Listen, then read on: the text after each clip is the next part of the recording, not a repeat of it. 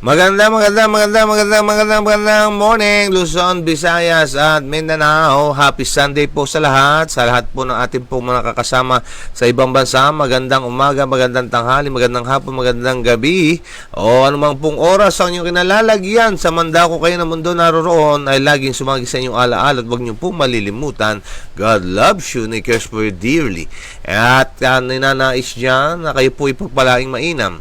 At sa umagang ito, ako po muli ang likod kay Kristo, si Brother Marlon Diego, nag-aanyaya na sa loob ng isang oras ay unahin po natin pong Diyos. Opo, bilang tugon sa kanyang sabi na, but seek ye first the kingdom of God and His righteousness, and all these things shall be added unto you.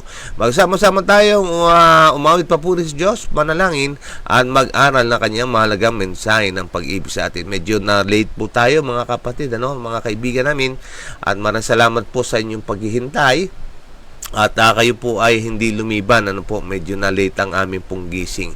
At salamat din kay Sister Marical, kay Ate Edith, kay Sister Nora sa kanila po matyagang paghihintay. May kasabihan man, huli man daw at magaling ay huli pa rin. Okay, so magpapatuloy po tayo mga kapatid sa atin pong pagpupuri sa atin pong mahal Diyos. Yan, magandang umaga po sa atin pong mga kamanggagawa sa Google Meet. Ganun din po sa atin pong FB Live. Binabati po natin ang mga sa FB Live na maagang nagsipag-tune in. Andyan po sila Sister Per Reyes, God first morning po everyone. At si Ate Rita, God first morning po sa atin lahat. God is so great. At Sister Emelda ay nagpapahayag din ng kanyang pagbati. Ganyan din si Tatay Ricardo at Nanay Lita Bacobe. Good morning po sa lahat. God bless us all. At ganyan din si Marlene Ligaspi. Blessed morning po. At si Ate Sarah Lim. Good morning. God bless us all. Yan, maulan na naman mga kapatid. Matapos tayong pagbigyan sa araw ng kapahingahan, heto't bumabalik ang ating pong maulang panahon. Pero ganun pa man, umalan man, umaraw, ay magpatuloy tayo sa pagpupuri sa ating pumahal na Diyos. Hayaan nyo na yung ating pong batiin din ang ilan sa mga naisulat ko po ng mga nakasama natin kahapon. Happy viewing po, happy Sunday sa inyo. God bless kay Sir Raul de Castro, Sister Janet Maravillosa Nampas, Sister Violis Parguera, ang ating kapatid na Domingo Santiago Ligaya, ang aking kasama sa hanap buhay Nick Villegas at si Mark Perly Garcia, si Manang Melda Gustilo, si Brother Edelberto Corsanes, MC Tibayan, Brother Jerome Dotima, si Tito Boy at Chakrising, si Brother Jerome Bitog, Sister Jeline Espiritu, Sister Gemaline Haylar. Ating binabati ang lahat ng ating sponsors and followers. At ganyan din po ay ating po binabati ang sabi ng FBI birthday ngayon ni Sir Jasmine Escobar. At ganyan din po ng aking batchmate, classmate David Valencia. At ganyan din ay si Chini Galarse. Dahilan dyan, atin po silang batiin. Mga minamahal ko, happy birthday!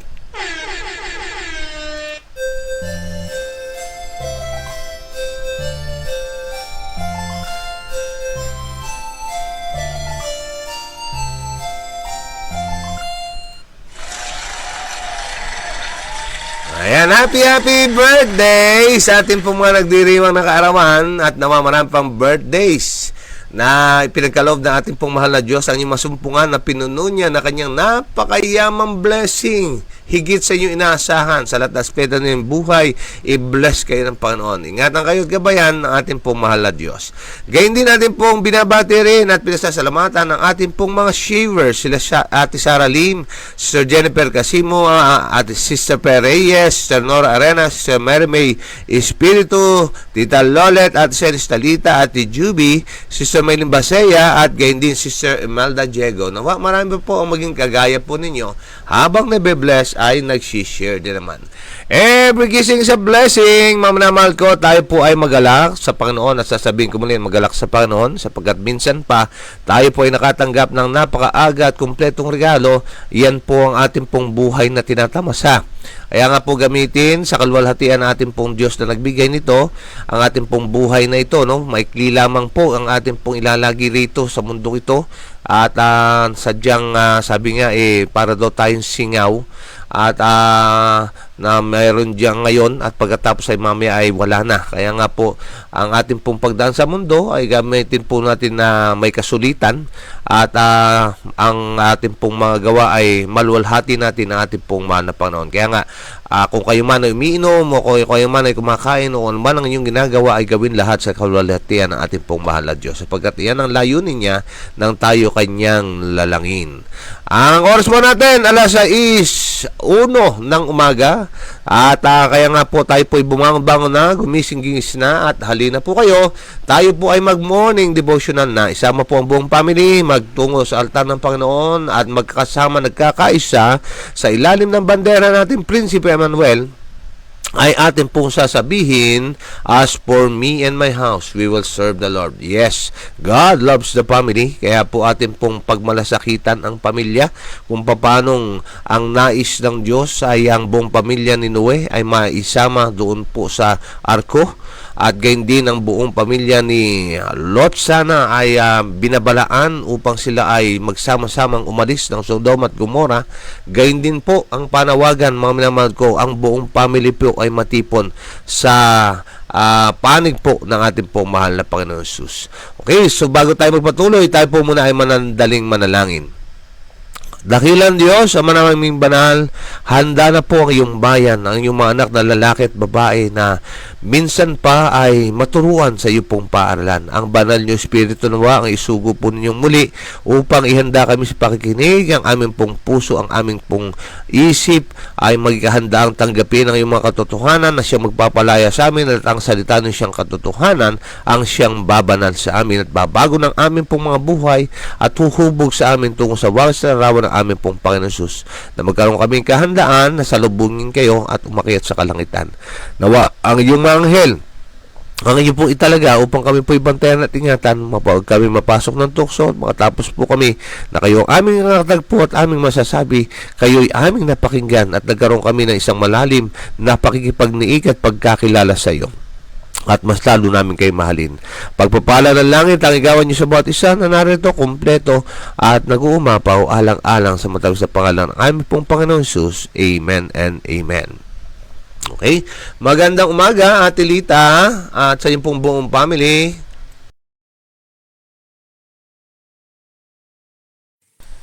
Morning po sa lahat. God bless us all po.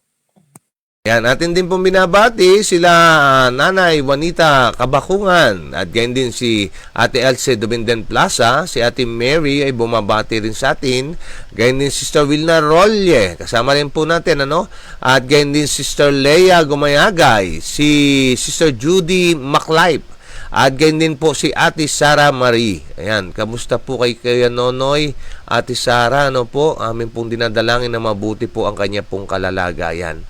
Okay, so hayaan niyo po i-share natin sa screen ang ating pong babasahin ngayon, umagang ito, at nagpapatuloy tayo sa parang lesson review po itong ating pong pinag-aaralan. Nakakatuwa na yung ating lesson, yung ating pong devotional ay magkatuwang na nagsasama upang ipaalala sa atin, ipaalam sa atin ang mga bagay-bagay na ito po. Akin po kayo naiyahan, sabahan po natin maraming pong pagbubulay-bulay, mag-reflect po tayo sa ating pong bawat nababasa at napakikinggan, at lalong-lalo na tayo po ay maglaan ng maraming panalangin, nating idalangin ang pagtuturo ng Diyos ang siyang maging ating pong karanasan.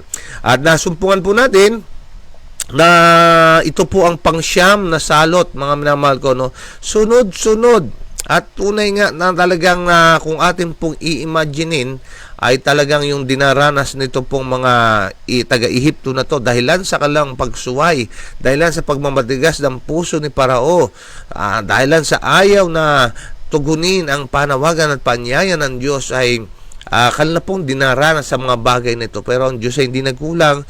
Bago pa man pasapitin ang mga salot ay Kanya munang sinasabi. Kaya nga nag-level up na naman, mga minamahal ko, ang kanilang naging karanasan. At eto na ang kanilang pong mga dinaranas na salot ngayon.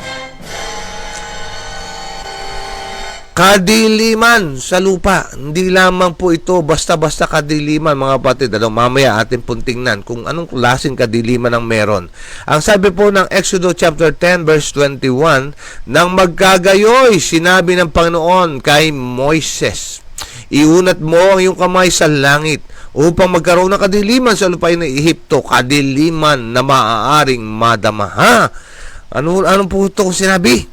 Hindi lamang kadiliman basta-basta, kundi isang kadiliman na darama nyo. Alam nyo, pagka nagba-brown out, hindi ganun medyo pitch black lang. Meron tayong medyo aninag pa. Pero ito, yung kanila pong karanasan, yung talagang totally, walang makita at parang yung lugar ay, ewan ko po kung naranasan nyo na yung ganitong klaseng kadiliman na sa pagpasok mo, parang kang sinasakal doon po sa loob at hindi ka makahinga. Parang talaga yung dilim, hindi mo nakikita, kundi nadarama mo yung pong dulot ng kadiliman. Yun, ganun pong klase at higit pa ang ipaparanas dito sa Ehipto. Ito po ay pangsyam na salot bago po yung ultimate na salot. Bukas, huwag kayong mawawala. Ito na po yung kahuli-huliang salot na dadalhin. Okay, so atin pong tingnan. Ang nilalaman po nito pong atin pong babasahin. Ang mga tao ng Ehipto ay nasa kawalan ng pag-asa. Sino nga ba ang di mawawalang pag-asa? Biruin mo yun, sa loob ng 8 salot na yon ay talaga namang extreme ang kalapong mga naging karanasan. Hindi basta-basta.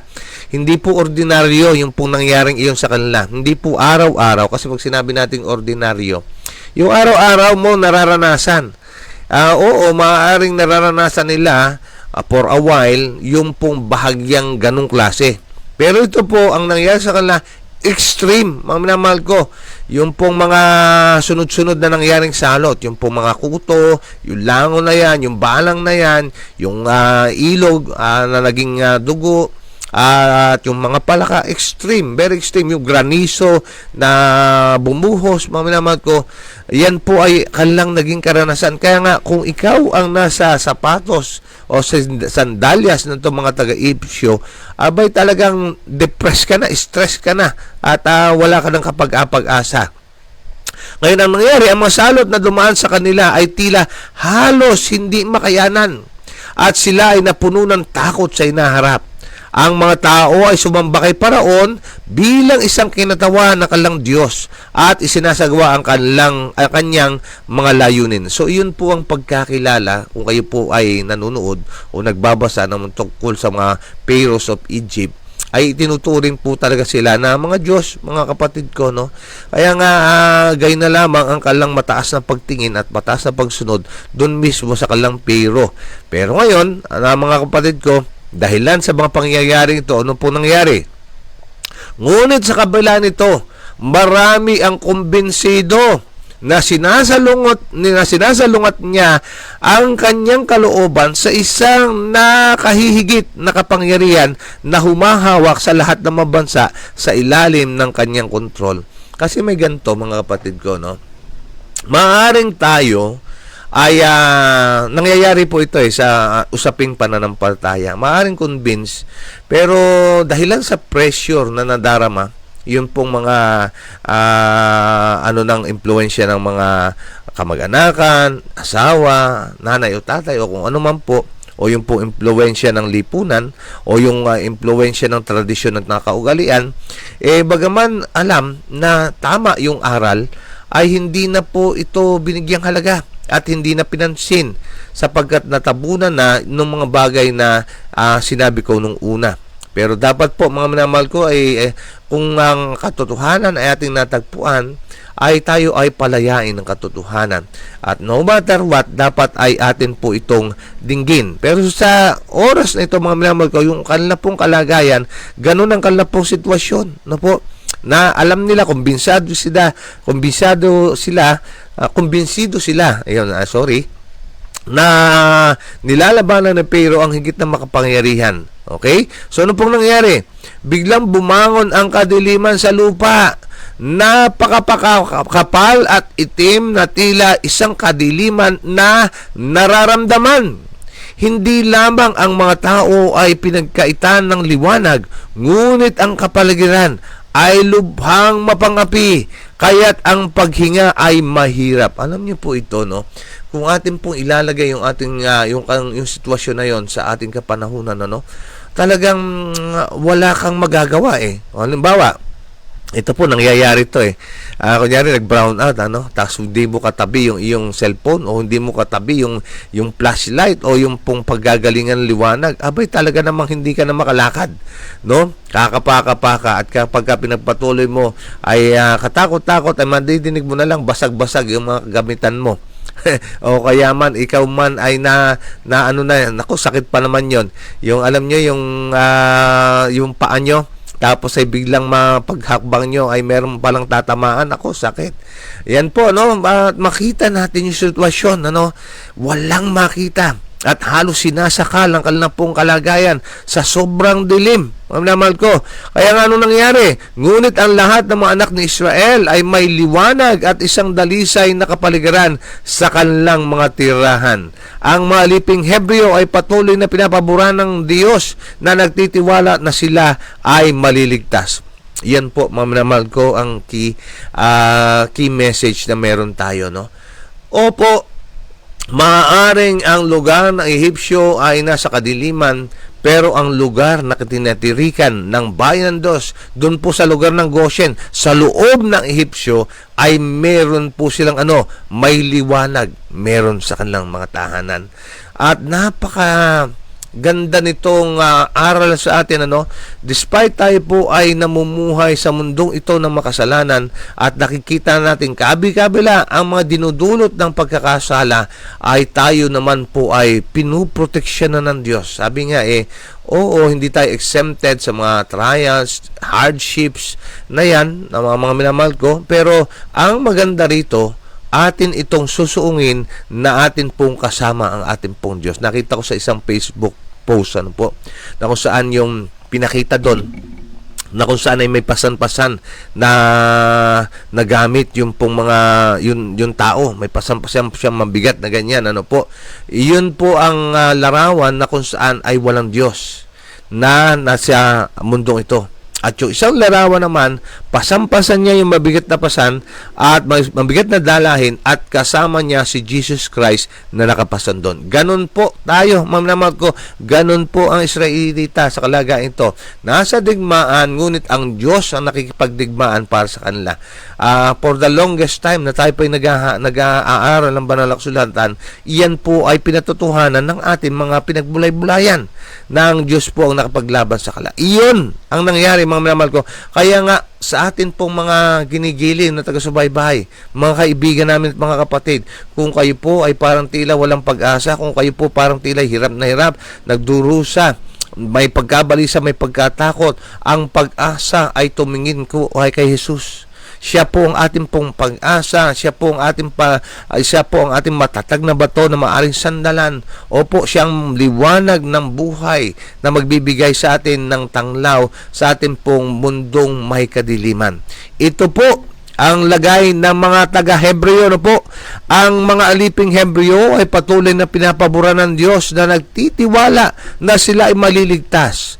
Ang mga taga-pangasiwa ay hindi nangahas na gumamit ng kalakalupitan gaya ng dati, sa takot na baka ang malawak na hukbong Hebreo ay bumangon at mapaghiganti dahil sa pang-abuso na kanilang naranasan na. Ang kakilakilabot na kadilimang ito ay tumagal ng 3 araw at sa panahon ito ang abalang gawain ng buhay ay hindi may pagpatuloy. Ayan ang sitwasyon po ng mga taga-Ehipto, mga kapatid ko, puno ng takot, puno ng pagkabalisa, puno ng pag-alaala, hindi lamang sa mga dinanas nilang salot sa nakakaloob na bigay ng Diyos, kundi dahilan sa pag-alaala na baka samantalahin, baka mauntog. Kaya nga, itong pong mga Hebreo na sugudin sila at sila ay sakupin.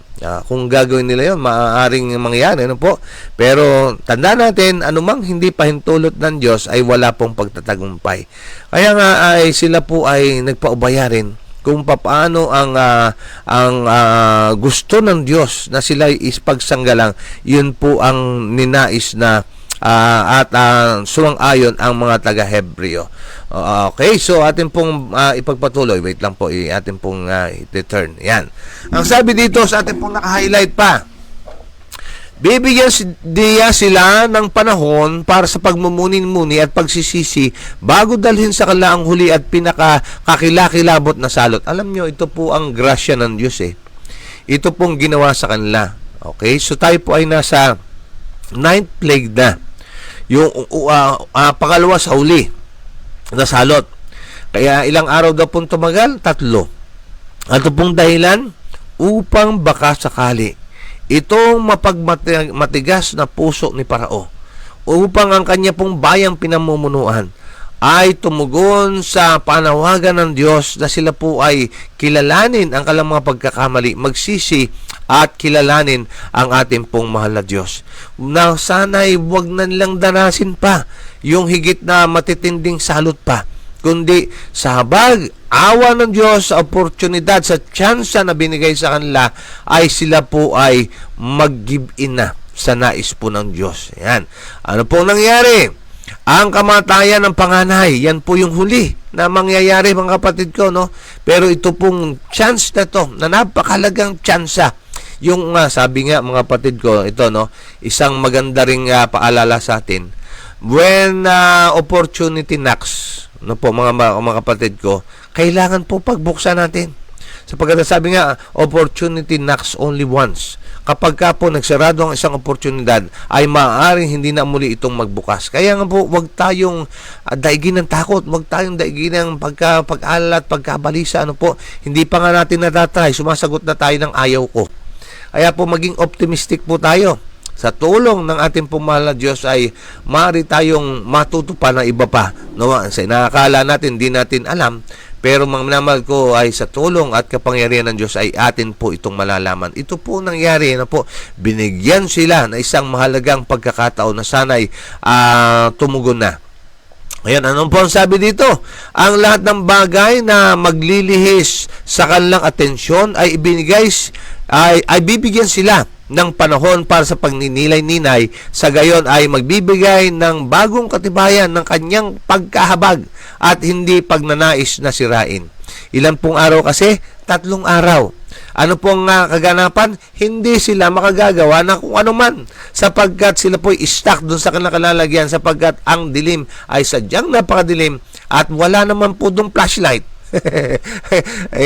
Alalahanin natin mga kapatid ko, ang ilaw na ginagamit nila doon, yung pong mga marahil yung mga sulo at apoy, mga kapatid, ano? At sa panahon na yon, paano ka makakahanap ng iyong pampaparikit kung ikaw ay hindi halos makatinag dahil wala ka talagang makita? Yun po ang kaparaanan upang sila'y magnilay-nilay. Refleksyon na natin. Mga kapatid, minsan, sa sobra nating pagkaabala, sa sobrang tayo po ay meron pong pinagkakaabalahan, pinagkakabisihan, ano po, wala tayong panahon na huminto sandali, mag-isip-isip, magbulay-bulay, at mag-reflect ng ating pong buhay na kinabubuhay. Na kung saan, natanong na ba natin na, Panginoon, ang aking pambuhay na kinabubuhay ko, ito po ba ay lubos na kalooban nyo o kalooban ko? Kasi yun po ang dapat na meron tayo, no? Yung pong panahon ng pagsisiyasat. Sabi nga ng banal na kasulatan, saliksikin nyo yung mga sarili. Tingnan ninyo kung kayo nasa panampalataya, malibang kayo ay mabigo sa pagsubok. Opo, ito po ang nangyari dito po sa mga taga-Egyptio. Naalala ko rin yung panahon ng Pentecostes, mga kapatid, just before the pouring of the yung pong unang ulan. No po, mga kapatid ko, ay ano pong nangyari? Nagkaroon silang deep soul searching. Yung po mga alagad, ano po, mga kapatid, nagpatawaran, naghingi ng pagpapatawad, nagpakumbaba sa mga sarili, at kanilang kinilala, kanilang mga sarili na walang kakayanan, at kanilang kinilala na ang Diyos ay kailangan nila. Ganon din po ang naisana ng ating pong Diyos dito sa mga taga-Ehipsyo.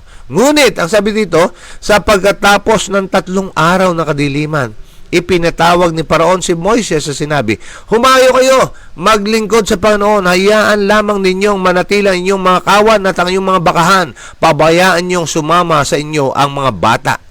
Ang sagot ay, dapat mo rin kaming bigyan ng mga hanhain at mga handog na susunugin, upang kami ay makapag-hain sa Panginoon namin Diyos.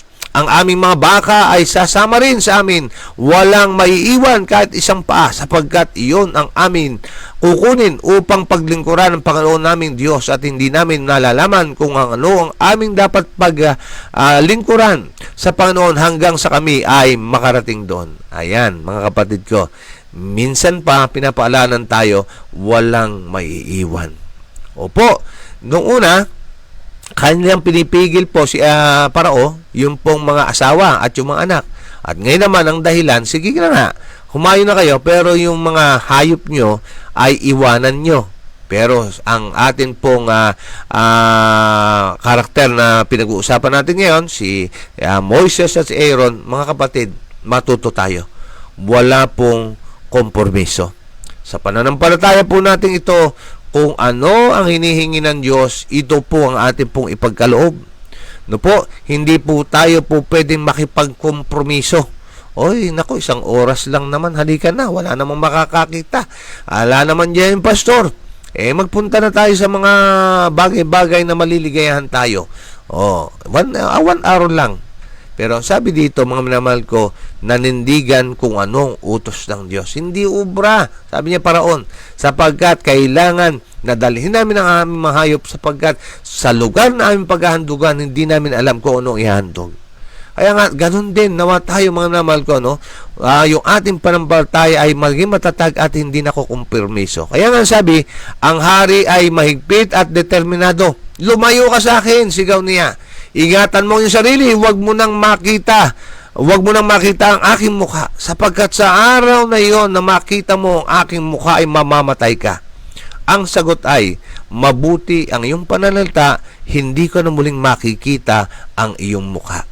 Yan po yung pagbabanta. Alam niyo, nakakahabag po, no? Yung kalagayan po nito si Pharaoh. Yung kanyang pagmamatigas ay gayon na lamang.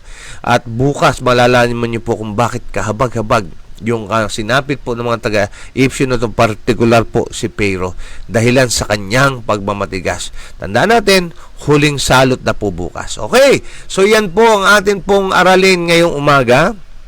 At tayo po ay maglaan ng oras upang replikan po natin ito pong atin pong araling ito. Kaya kung meron po kayong nais na ibahagi sa atin pong pag-aaral, ay maaari po kayong magtaas na yung kamay, pindutin ang ating pong resent icon, o sa atin pong mga nasa FB Live, ay malaya kayo po na maglagay ng yung mga komento upang atin po itong mabasa. Okay, tingnan po natin sa atin po dito, no? Okay, wait lang po. Sana yun, okay? Sabi ni Ate Sara, please pray po sa kapatid ko si Nonoy Abkilan. Nandito po kami sa BGH, naka-combine. Yan, sama po natin sa prayer, mga kapatid, si Kuya Nonoy Abkilan. At naka-confine po muli sila sa BGH. Sama po natin sa prayer. At ganyan din si Sister Judy Maclay. Please pray for me at sana bigyan ng kapayapaan ang aking pag-iisip. Opo. Tanging ating pong Panginoon Jesus ang nakapagbibigay ng kapayapaan. No? Sabi niya, kapayapaan ang aking binibigay, kapayapaan ang aking iniiwan sa inyo. Hindi gaya ng binibigay ng sanlibutan, ang kapayapaang ibinibigay ko sa inyo. Opo. Only in Jesus we can find peace po, mga kapatid natin. Opo, amin po kayo isasama sa pananalangin. Pero tandaan natin, ang tanging makapagbibigay ng kapayapaan ay ang ating pong Panginoon Hesus lamang. Ang paglapit sa Kanya, yung ating pananalangin sa Kanya, yung ating pong moment with Him, nahihinto tayo sandali at atin siyang katagpuin, ibigay sa Kanya ang lahat ng ating mga saloobin, ipahayag sa Kanya ang nilalaman ng ating pong puso, lahat ng nakakabagabag sa atin, at masusumpungan nyo, kapatid na Sister Judy na po, masusumpungan nyo na kayo po'y pinayapa ng Panginoon. Try po natin, sapagkat ako personally, ay nasumpungan ko po ang kapayapaang iyan. Yung po matutulog ka sa magdamag, bagaman mayroon kang problema, ay mahimbing kang nakakatulog at kinabukasan nagigising ka ng masaya. Opo, yan po ang gusto nating ipahayag. Sa ating po mga ginigiliw na taga-subaybay sa Google Meet, FB Live, sa ating po YouTube channel, ang layunin po namin, kaya kami nagbo-broadcast. Hindi po obligado na kayong maniwala sa amin. Pero obligado po kami na sabihin kung ano ang nais pasabi ng ating pong mahal na Panginoon. Sa ating pong Panginoon sus may pag-asa. Opo, meron pong pabalita na kung saan inahanda ang bawat isa sa malapit na pagbabalik ng ating pong Panginoon Sus. At sa programang ito ay ating pong pinangangalandakan, itatag natin, tinawagayway natin ang bandila ng ating pong Prinsipan Manuel. Sa kanya lamang ay meron tayong pag-asa, meron tayong kalakasan, meron tayong pagtatagumpay, at meron tayong kagalingan, at meron tayong kaligtasan, at meron tayong kapayapaan. Sa kanya po lahat. Okay, so atin pong isamahan sa prayer po si Ate Sara at gayon din Sister Judy MacLife. At gayon din ay sino pa yun nandito? Okay. Sister Emma Halos Doniego ay kasama rin po natin at bumabati. At yan, ang sabi po ay good morning everyone, God bless us all. Okay, kung meron kayong nais na i-share sa ating pong Google Meet ay go ahead po. O sa ating pong mga nasa FB Live, malaya po kayo mag-share. Napaganda na ating pong aralin, mga minamahal ko, no? Napakahalaga ng mga tsansang binibigay sa atin ng Panginoon. At maaari tayong makarelate dito, no? Maaari nating baliktanawan yung ating pong buhay. Mapansin nyo, ako ranas ko po ito nung panahon na ako'y nasa labas ng panampalataya. At salamat sa mga aral na aking napakinggan. Kasi alam nyo, ang mabigat sa aking pagtalikod, alam ko po yung aral eh. Actually, yung pong buong doktrina ay sa pasalamat kay kay brother yung asawa po ni Ate Mary, brother Romy Abkilan. Ako po ay kanyang Bible studyhan. At ako po ay tumanggap sa Panginoon at kaya nga alam ko po yung aral. At actually, nung una-una, ay sumasama pa ako sa Bible study ni Kuya Romy. Yan. Ngunit sinasadya yung mga pagsuway nung ako po ay lumabas sa panampalataya. Ngunit sa mahabang panahon ng Diyos po ay hindi nagpabaya. Kagaya po nito si Paraon, mga kapatid ko, no? Nakaranas ako ng mga balik ng aking pong mga maling desisyon. Ngunit nagbatigas ang aking puso, mga kapatid ko, no? Pero salamat sa Diyos sa huling salot na aking naramdaman, yung aking po naging karanasan, yun po ang naging ultimate na dahilan kung bakit ako po ay tuluyang nanumbalik sa Kanya. Pero ang tanong, kailangan pa ba nating danasin yung mga bagay na ganito upang tayo po ay mapag-isip-isip natin na kailangan pala natin ating pong Diyos? Mga kapatid, huwag na po nating piliin na magmatigas. Huwag na po natin piliin na maging bato ang ating pong puso. Kundi right away, matapos po tayong palalahanan, ay tayo po ay manumbalik sa Kanya. Halimbawa na lamang po yung ating pong mga sitwasyon sa ating pong financial crisis. Na yan po ay nakikita natin yung outcome, yung resulta po ng ating pong mga maling hindi pagsunod sa banal na kalooban ng Diyos. No? Nakita na natin yung pong mga mabibigat na pangyayari. Gipit na gipit tayo. Halos wala tayong budget sa tuwi-tuwi na. Tapos ayaw pa nating baguhin. Nagpapatuloy pa rin tayo sa ganun pong lifestyle. Ay ano pong ginagawa natin? Mas lalo nating binabaon yung ating mga sarili. Ano kaya na matapos natin mapakinggan ang pangaral ng Panginoon, bigyan natin ang kanyang tinig at sumunod sa kanyang panuntunan?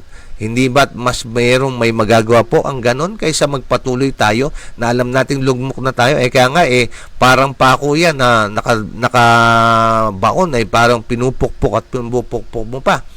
Paano ka maialsa doon? Ganyan din po sa ating pong mga kalusugan, sa ating pong health, no po. Nakita na natin, alam nyo, ganito lang natin tingnan sa simpleng pagtingin. Dinagnat ka. It doesn't mean na yun po ay iyo pong may karamdaman ka na kaagad. Alam niyo po ba ang lagnat? Iyan po ay indicator sa atin na kung saan ay tinuturo na may problema po sa loob ng ating katawan. Anong gagawin mo? Magpapa-check up ka para malaman mo kung ano ang iyong tunay na sakit. After that, knowing that, ay gagawan mo ng paraan. Ikaw po ay iiwas. Hindi po mo ipagpapatuloy sapagkat mas lalo tayong lalala. Okay, sige po Ate Edith, go ahead. Thank you so much po sa inyong pong pangunguna. Good morning po. Ito po ay, ihaling tulad ko na lang po sa akin sa kadiliman. Ako po is, sa gabi talaga, hindi po ako makatulog kapag madilim. Para po akong kumbaga sabi ko nga'y nasa hukay.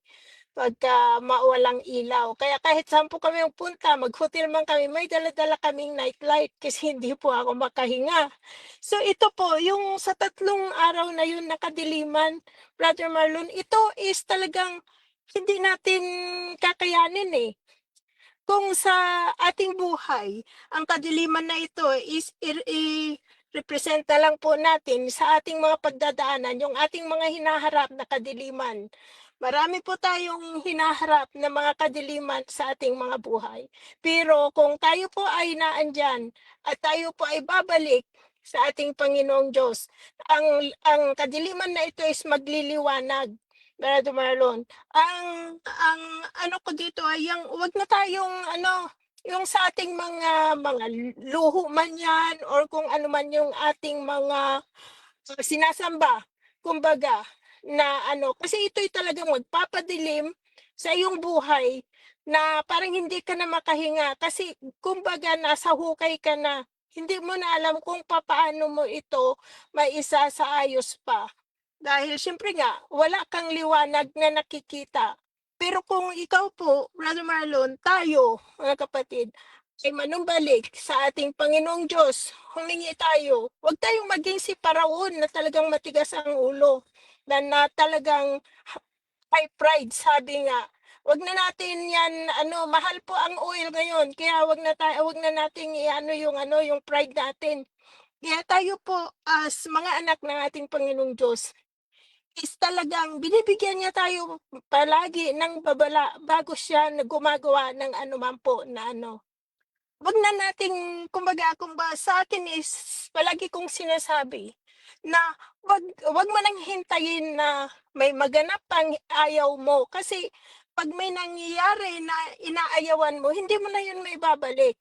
Kaya habang may pagkakataon pa, is bago maging huli ang lahat is bumalik na tayo sa pananampalataya sa ating Panginoong Diyos. Kung ano man po yung ating mga hinaharap na mga kadiliman is sabihin niya natin bahala ka na po sa atin, Panginoong Diyos. Kung ano po yung kagustuhan mo para sa akin is tatanggapin ko po kasi alam ko naman kasalanan ko. Yung parang kasalanan natin dahil hindi naman tayo makakaramdam ng gano'n na pagpapalo sa atin ng ating Panginoong Diyos kung hindi tayo nagkasala. Sino ba naman, kahit tayo may mga anak, papaluin ba natin yung mga anak natin kung okay naman siya?